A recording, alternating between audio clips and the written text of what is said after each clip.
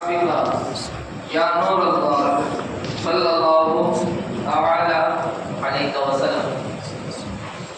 حضور درویش بابا رحمۃ اللہ علیہ فرماتے ہیں اللہ اللہ بولنے سے رب دسے،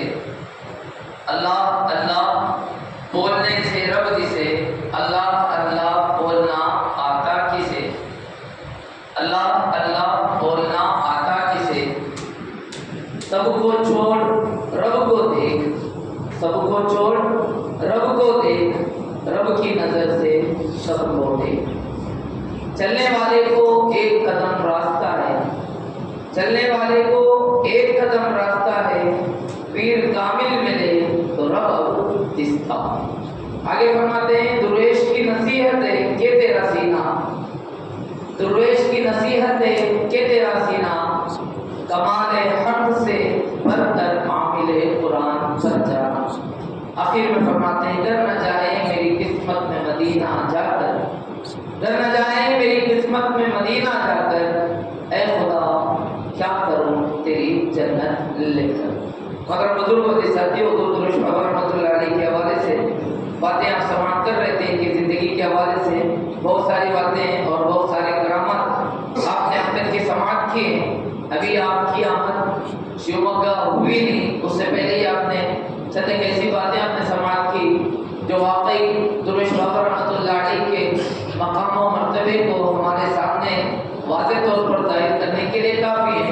انشاءاللہ الرحمن عرص مبارکہ تک آپ انشاءاللہ بہت کچھ سماعت کریں گے۔ اللہ اس حوالے سے مجھے بھی کہنے کی صحیح طریقے سے اور آپ سب کو صحیح طریقے سے سننے کی اللہ توفیق عطا فرمائے۔ کل آپ نے سماعت کیا تھا کہ آپ کا سفر مکمل ہو کر جب آپ اجمیر شریف آئے، اجمیر شریف کے بعد پھر آپ نے وہاں پر جو واقعہ پیش آیا اسے بھی آپ نے سماعت کیا، پھر اجمیر شریف سے وہاں سے حکم ہوا کہ پھر میرج چلے جاؤ، آپ پھر میرج کی طرف واپس آئے۔ آتے وقت بھی آپ کا معمول وہی تھا کہ مزارات اولیاء میں حاضری دیتے اور مزارات اور حیات میں جو اولیاء کرام ہوتے ان سے ملاقات کرتے، فیض حاصل کرتے، ساری چیزیں، اور درمیان میں جہاں کوئی بھی مسجدیں مدرسے وغیرہ کی ضرورتیں پڑتی آپ اپنے خرچے سے، آپ اپنے ذاتی عقیدے سے جو ہے ذاتی رقم سے جو ہے ان ساری چیزوں کو کرتے ہوئے آپ میرج واپس تشریف لے آئے۔ میرج میں آپ کا قیام میر شاہ شامنا رحمۃ اللہ تعالی علیہ کی بارگاہ میں جو آپ پہلے تھے وہیں پر آ کر آپ رہنے لگے، پھر آپ ذکر اذکار چلا کشی یہ ساری چیزیں آپ وہیں پر کرتے رہے۔ میرج میں آپ جب دوبارہ لوٹ کر آئے تو پھر میرج میں جب آپ پہنچے تو اس وقت میرج میں آپ کا قیام جہاں پر تھا آپ نے خاص طور پر اطراف میں مسجدیں تعمیر کرنے کا یا اور ساتھ ہی ساتھ میرج کے حضرت شاہ شمنا رحمۃ اللہ تعالی علیہ کی بارگاہ سے آپ کو خاص حکم یہ ہوا کہ بھنڈاری شاہ بابا رحمۃ اللہ علیہ کے دربار پر جائیں، وہاں آپ کی ضرورت ہے، وہاں خدمت دین اور آپ کے سپرد جو کام ہے اس کو آپ انجام دیں۔ آپ وہاں سے میرج سے نکل کر قریب میں ہی وہاں پر پہنچے، وہاں حالت یہ تھے کہ عاشور خانہ تھا اور وہاں پر جو ہے لنگریں تقسیم ہوا کرتی تھی، آپ جو ہے اس کے انچارج ہیں۔ اس سے پہلے یعنی حضرت درویش بابا رحمۃ اللہ علیہ سے پہلے وہاں فقرا غربا اور گنڈوں کا قبضہ تھا، آپ کے جاتے ہی جو ہے وہ سب اپنی اپنی جگہ خالی کر کے نکل گئے۔ حضرت درویش بابا رحمۃ اللہ علیہ کو جب وہاں آپ تھے تو آپ کو ایک لقب دیا گیا بھنڈاری بابا، اس طرح آپ کو بلایا جاتا تھا۔ حضور درویش بابا رحمۃ اللہ علیہ کے حوالے سے ایک بات خاص طور پر ذہن میں رکھیں کہ آپ نے کبھی بھی اپنے نام کی طرف توجہ نہیں دی، اپنے نام کو ہمیشہ آپ نے مخفی رکھا، پوشیدہ رکھا۔ جب بھی کہتے اپنے بارے میں درویشی کہتے اور لوگوں سے درویشی کہلاتے۔ ویسے نام کے حوالے سے پہلے ہی پاٹ میں آپ نے سنا تھا کہ آپ کا نام سید رحمت اللہ تھا اور ایک جگہ آپ کا نام سید ابو صالح بھی مذکور ہے۔ بہرحال آپ درویش کے نام سے جانے بھی جاتے تھے اور کوئی اگر خوش تھا تو درویش ہی کہتے۔ تو یہاں پر آپ بھنڈاری شاہ رحمۃ اللہ علیہ کے وہاں پر آپ نے خدمتیں انجام دی، اس کے بعد جو ہے آپ نے اسی عاشور خانے کو مسجد میں تبدیل فرمایا۔ یہ آپ کا خاصہ تھا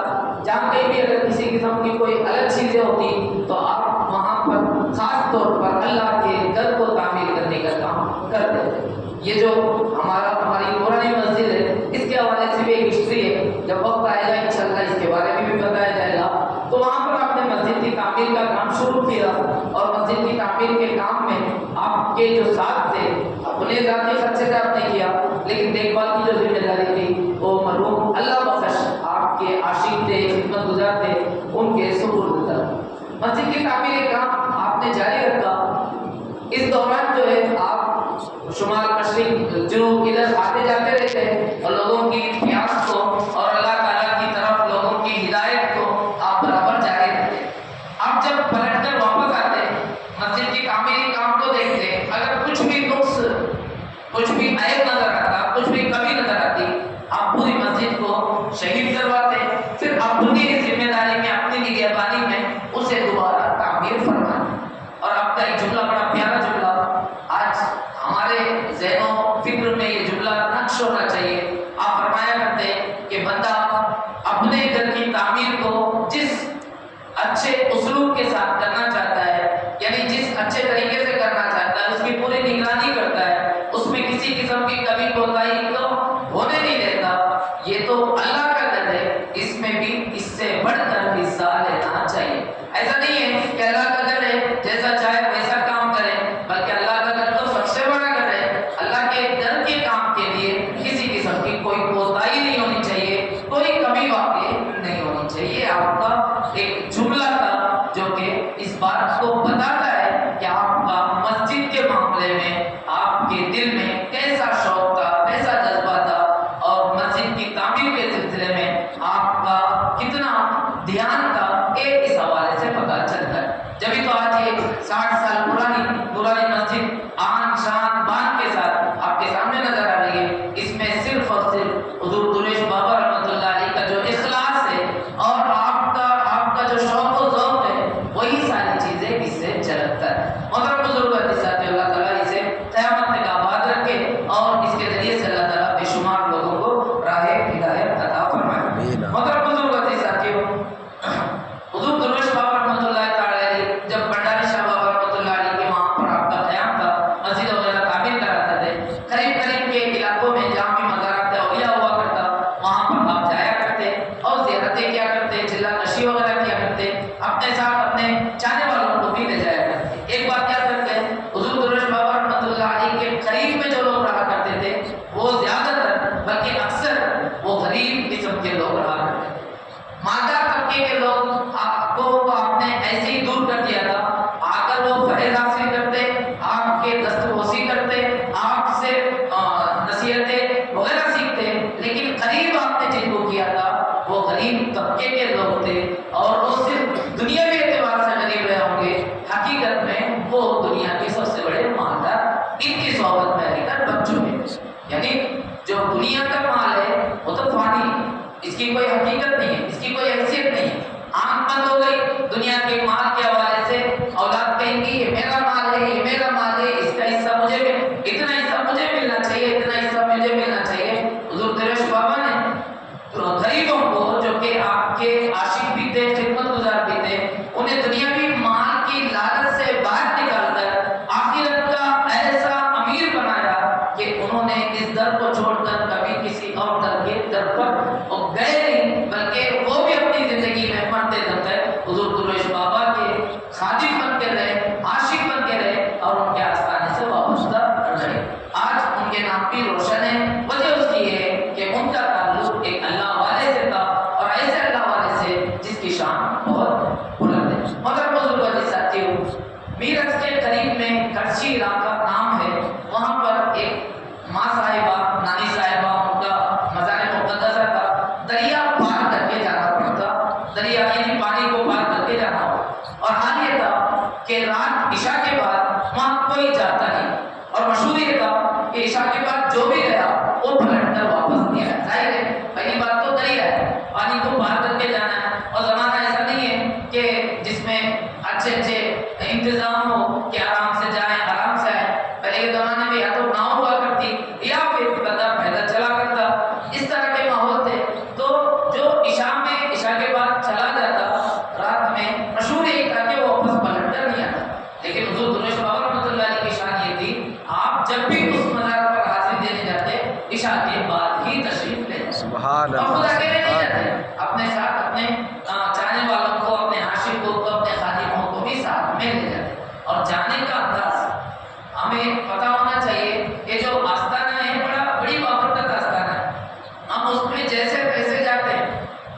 کئی سارے لوگ تو اس میں شور شرابہ بھی کرتے ہیں، بات چیت بھی کرتے ہیں، دنیاوی بات چیت بھی کرتے ہیں۔ حضور درویش بابا رحمۃ اللہ علیہ کی عادت مبارکہ تھی، جب وہ اس آستانے پر تشریف لے جاتے،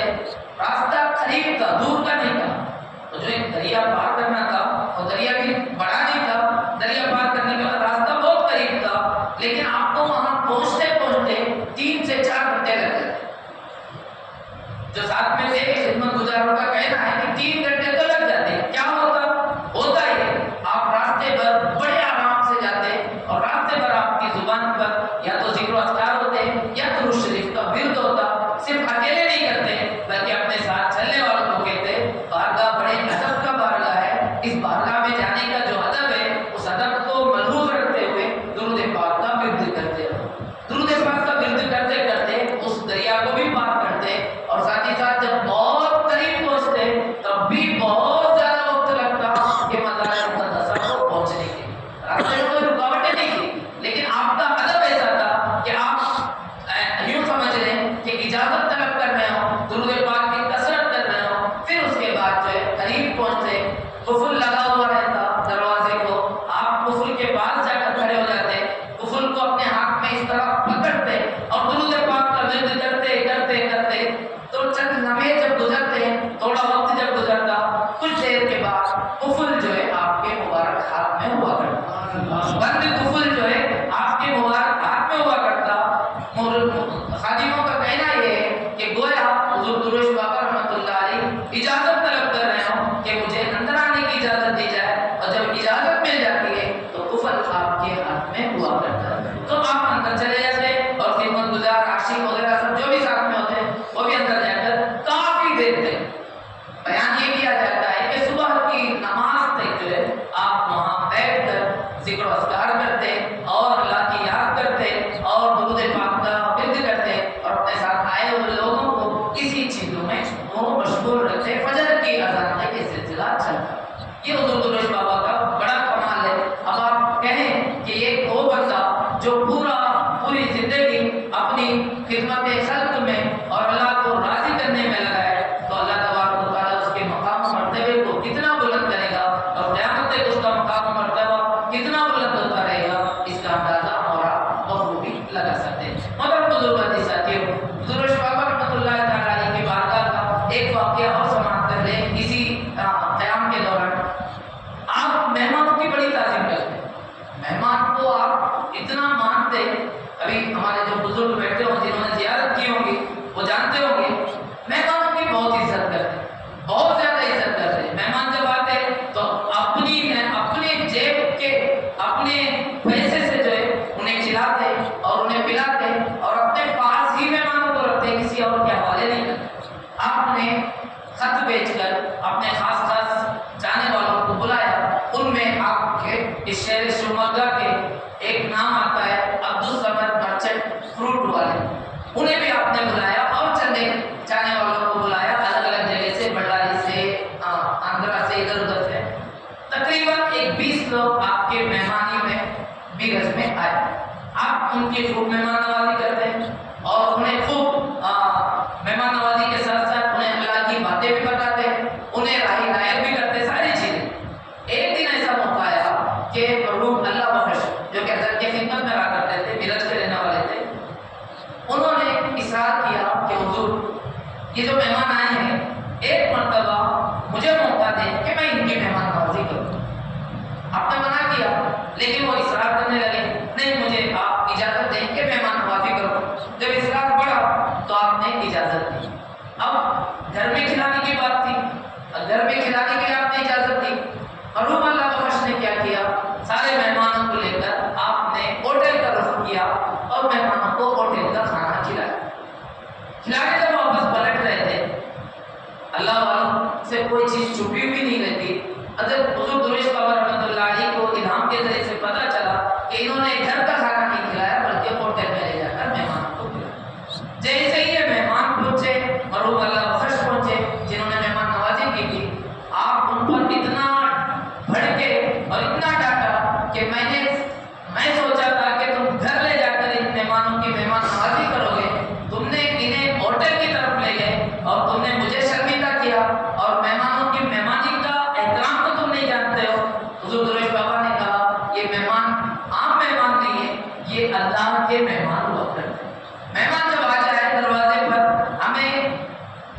فکر مند ہونا نہیں چاہیے کہ یار مہمان آ گیا اس کے لیے کیا بناؤں کیا نہیں بناؤں۔ مہمان جب آتا ہے تو اپنا رزق خود لے کر آتا ہے۔ حضور صلی اللہ علیہ وسلم کے حدیث مبارک ہے مہمان اپنا رزق خود لے کر آتا ہے، ہمارے اوپر بوجھ نہیں ہوتا۔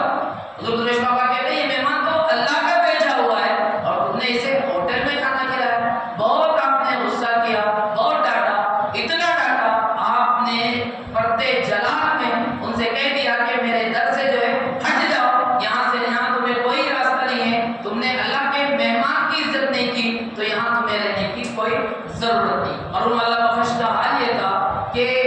اگر مچھلی کو سمندر سے نکال کر زمین میں ڈال دیا جائے تو جس طرح تڑپتی ہے اور اللہ بخش اسی طرح تڑپنے لگے، معافی تلافی مانگنے لگے اور آپ کے قدموں میں گر گئے، مگر حضور درویش بابا ٹس سے مس نہیں ہوئے۔ آپ نے کہا نہیں تمہیں میری یہاں پر جگہ ہی نہیں ہے، آپ نے دروازے سے باہر کر دیا۔ اب بندے کو کسی در سے مایوسی ہو جائے، حضور درویش بابا کے در پر رہنے والا یہ ساری چیزیں سیکھ چکا تھا اور اللہ بخش کا سیدھا مسجد آتے ہیں اور اللہ کی بارگاہ میں سجدے میں جا کر سر و قطار روتے ہیں، اتنا روتے ہیں اور جو مہمان آپ کے در پر تھے درویش بابا کے ان تک آواز زور زور سے پہنچتی ہے تو مہمانوں نے کسی پہ ہمت نہیں کی، ایک نے ہمت کر کے حضور درویش بابا سے کہا حضور انہیں معاف کر دیں، غلطی ہو گئی، ان کے یہاں گھر میں انتظام نہیں رہا ہوگا اور ایک لانا چاہ رہے ہوں گے اس لیے ہوٹل لے کر چلے گئے، آپ انہیں معاف کر دیں، انہیں معافی کا پروانہ دے دیں۔ جب مہمانوں نے اصرار کیا حضور درویش بابا نے اللہ بخش کو بلایا اور کہا دیکھو آئندہ اس طرح کی غلطیاں نہیں ہونی چاہیے، یہ مہمان اللہ کے مہمان ہوا کرتے ہیں، ان کی عزت ان کا احترام ان کی قدر ہمیں بہتر طریقے سے کرنی چاہیے۔ محترم بزرگ والی ساتھیو، حضور درویش بابا کے یہ سارے نقشے یہ سارے اقدام ہیں جس پر ہم چل کر ہم بھی اپنی زندگی کو بہترین بنا سکتے ہیں۔ انشاءاللہ الرحمن کل کے درس میں کچھ اور باتیں بھی آپ سماعت کریں گے کہ حضور درویش بابا رحمۃ اللہ علیہ کس مقام و مرتبے کے، کس بلندی اور کس درجے کے آپ ولی کامل تھے، درویش تھے، اللہ